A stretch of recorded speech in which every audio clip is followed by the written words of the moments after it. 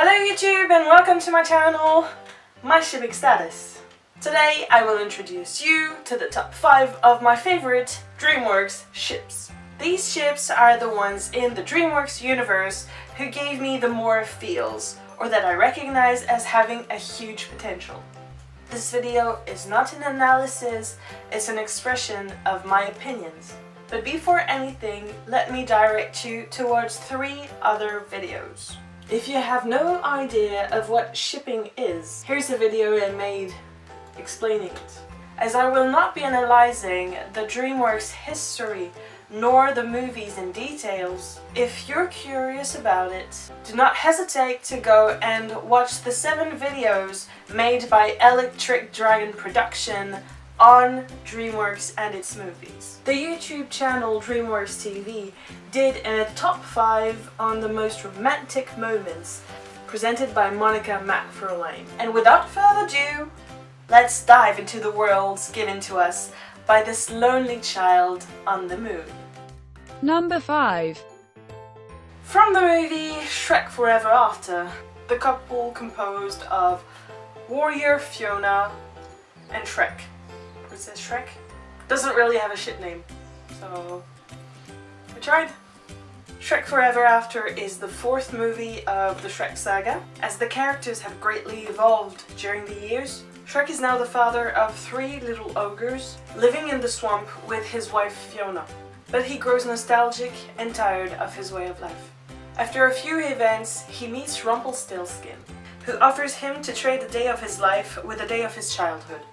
Shrek gets tricked, and Rumpelstiltskin steals the day of his birth. He then becomes the ruler of Far, Far Away with the help of the witches.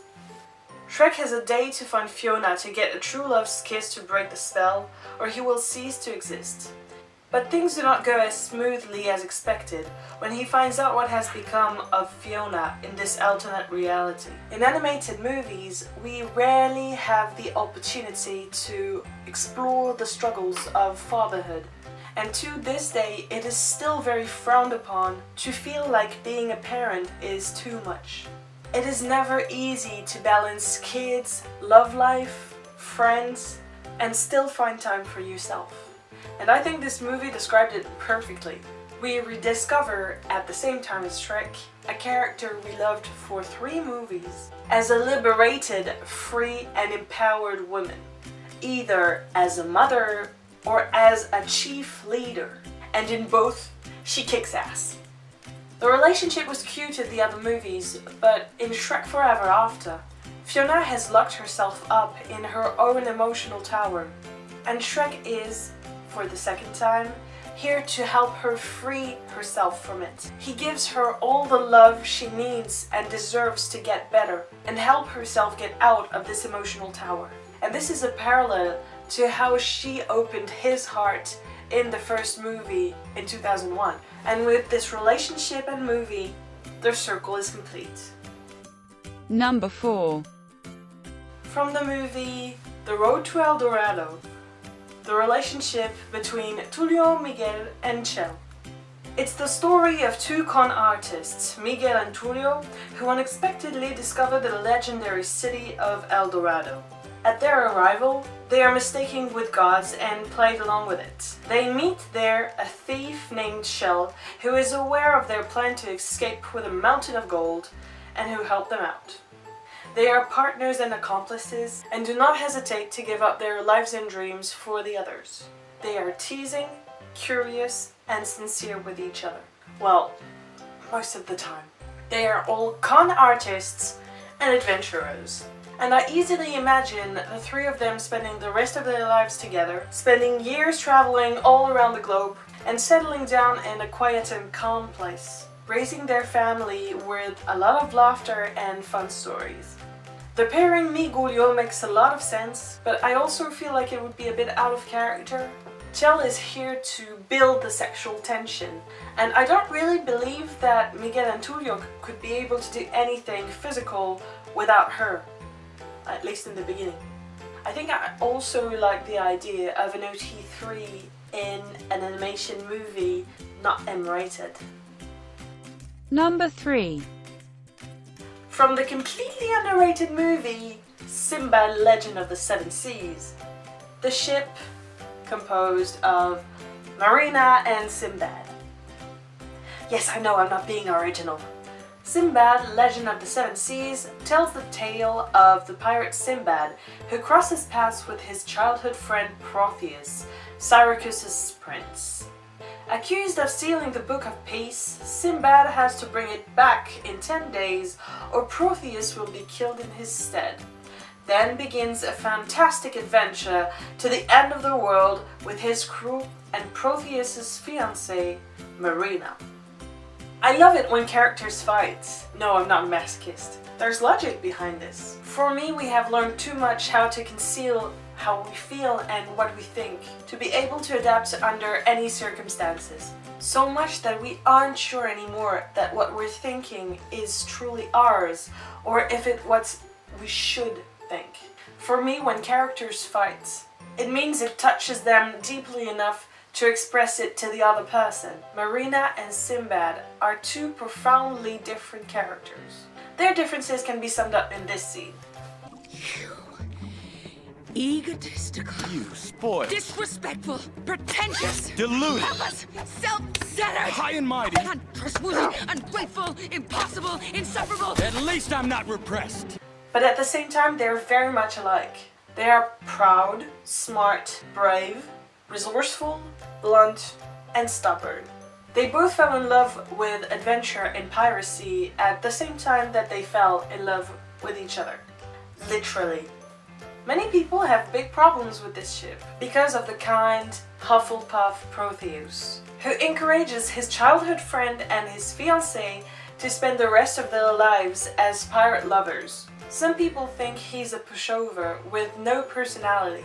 I actually think it's a very good conclusion for this character, and it's a proof that he will be a compassionate, amazing, and mature leader in the future. Yes, I tend to admire puffs. Number 2. Talking about leaders, from the movie Prince of Egypt, the relationship between Ramses and Moses. The film is an adaptation of the Book of Exodus and tells the story of Moses through his journey for his people's freedom. For the people who have no idea of what I'm talking about, watch the movie. It's amazing. The emotions they feel for each other is actually one of the strongest I ever experienced in a movie. To understand the complexity of their relationship, you just need to watch the scene of the plague. Ramses is the big responsible brother who always took care of Moses and was brought up to be the next pharaoh. Moses is the light-headed and innocent one. After Moses returned from the desert, they're just happy to see each other again. Ramses didn't care for Moses' origins. To him, he was still his brother and the Prince of Egypt. They are both the chosen ones of their mutual gods, the pharaoh being the direct descendants of the gods and Moses being a prophet. Ramses' pride and hurt blind him to see what he is making his whole people go through. Moses, on the other hand, does not have any other choice but to pursue the word of God, because too many lives are at stake. But no matter what, they still keep on caring and loving the other, even if technically they try to kill each other, but those are details. It's still love. Love and hate, guys. Love and hate. Special mention. Ooh, my transitions are smooth. The special mention goes to Voltron, the series produced by Netflix and DreamWorks Animation, with Keith and Lance. Clans. I really like the rival dynamic. Whether it's romance or romance, I still love their relationship. I hope that season 2 will be as good as the first one and that we will have more clans moments. Number 1. From the movie How to Train Your Dragon 2, Hiccup and Astrid, or Higstrid. I will only be talking about Higstrid in the movie How to Train Your Dragon 2 because I will make another video just on Higstrid in the movies and in the series because there's much to tell. Hiccup and Toothless come across a mysterious dragon rider with hundreds of wild and new dragons. With his help, they will have to face a new and ruthless enemy. This movie shows very purely and simply their relationship. It is not in the center of the movie, and I feel this is why this romance is so powerful. They live their life together as accomplices, partners, friends, and lovers. Astrid is always here to support Hiccup, no matter his decision, but she is also here to remind him that there are other options. They both grew up a lot since the first movie, and they have grown to know and respect the other. Their relationship seems so natural, as if it was the logical evolution of their relationship.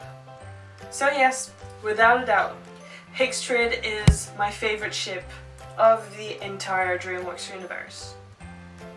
So here were the 5 favorite ships I have in the DreamWorks universe. I of course have many other ships, but these are the ones who made the biggest impression on me. All these ideas and opinions expressed during this video are mine and are not representative of the art itself, as shipping is subjective. Once again, I would like to thank all the awesome artists who lend me their art for this video. All the links are in the description. I'm curious to know, what are your ships in the DreamWorks universe? And what do you think about my ideas and arguments about the ships that I like? Do not hesitate to put it in the comments. And on this note, thank you all for watching this video. Have a very good day and see you soon for an update on my shipping status. I couldn't help myself. They're just so cute.